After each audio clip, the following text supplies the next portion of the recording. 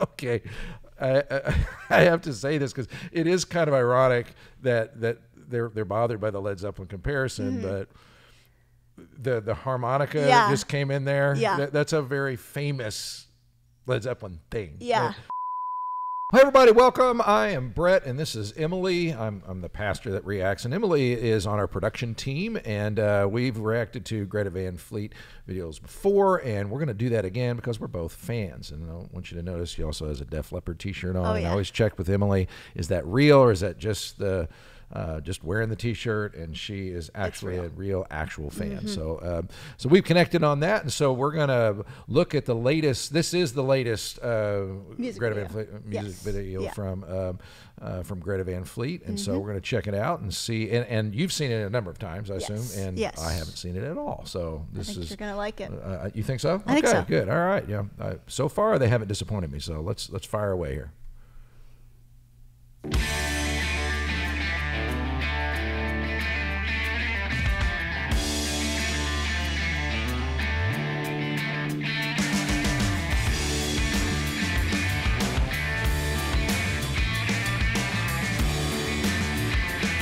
I always like videos where you can see people play. Keep that in.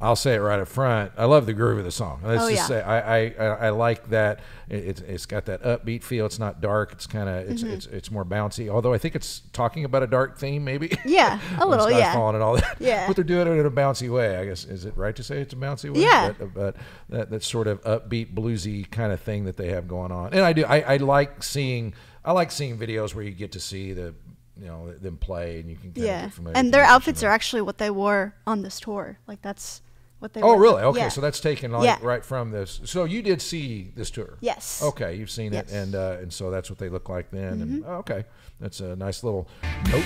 Yeah.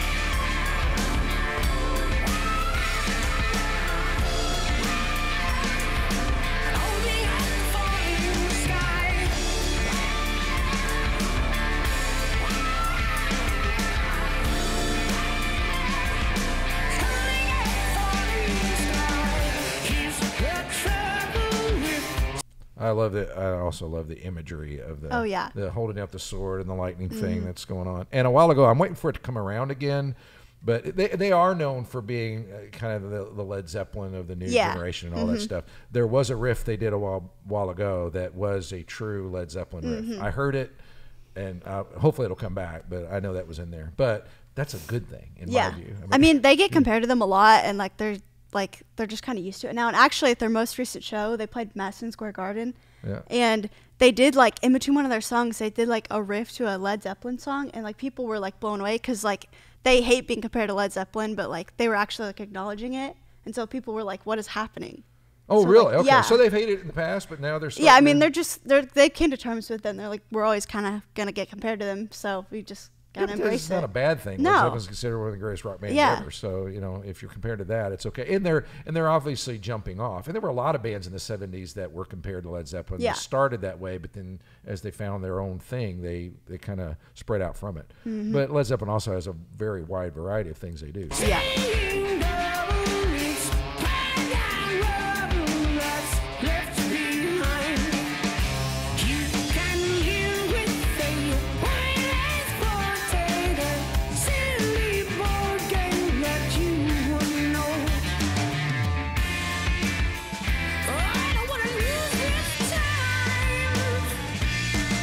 I have a feeling the board game lyric was profound.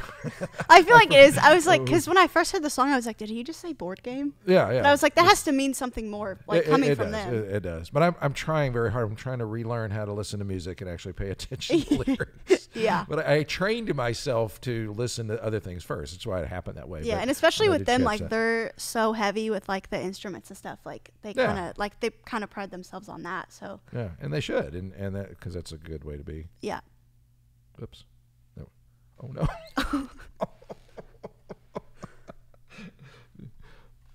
I think I hit mute. Oh. Somehow. Oh.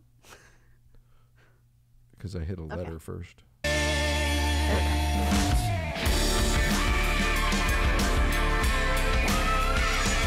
But I can follow the lyric as well. I get that. Yeah.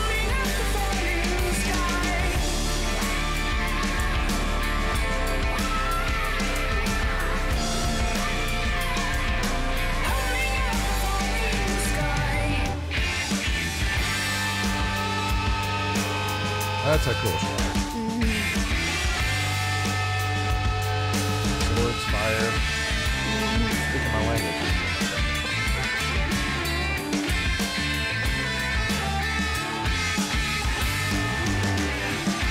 Okay, I have to say this because it is kind of ironic that they're bothered by the Led Zeppelin comparison, but the harmonica that just came in there. Yeah. That's a very famous Led Zeppelin thing. Yeah. I have a feeling they kind of knew. I don't know. I'm kind of torn on that. But as soon as you hear that sound, you're like, oh, yeah, that's a... It's kind of interesting, though, because in the actual song, Jake, the guitarist, plays the harmonica, but at the concert, Josh plays it. It's like they can now who's who? Jake is the guitarist and Josh is the lead singer. Okay. So they can both play it, but they kind of... both, okay. But even the sound of it, they kind of distorted approach to it and everything, and I'm not pulling the song out of my head. But Led Zeppelin did that more than once. But and they actually... Sort of a famous sound. When they were making the song, the producer was like, we don't need a harmonica solo, and Jake was like, yes, we do. And literally, if you listen hard enough at the end of the song, or at the end of the harmonica part, you can hear the producer say, that's the take. Because like is that right? He didn't want to put it in there, but Jake was like, "We need this harmonica solo." They did. They were right. Yeah. But they were probably inspired.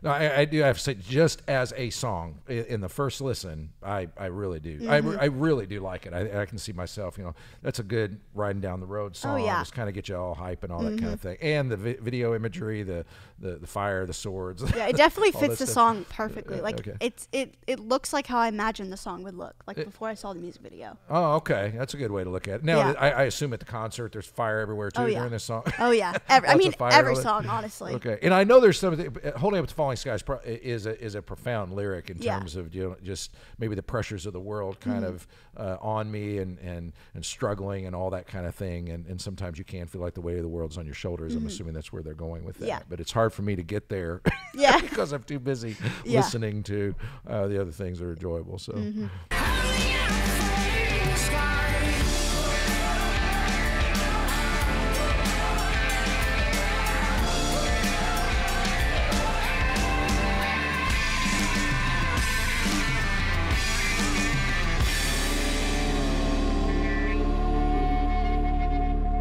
One last thing, I love the length of the song. I like when bands get in and they get out, they do their thing, it's there, and you remember it, and it makes me want to listen to it again. Yeah, because like they have kind of a track record of shorter songs, which usually for like classic rock, it's like, is this song going to end?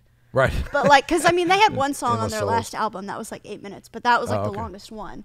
And then this album, they're all pretty short. Okay. See, I do. I like prog rock because I like long songs, but sometimes that's one of the reasons I'm a Beatles fan. They got in, they got out, they did their thing, and you go on to the next one. So that's good stuff. So, well, thank you very much for joining us. And I would say a great tune. Plan on listening to it again in my car driving down the highway. Thanks for being with us. Thank you.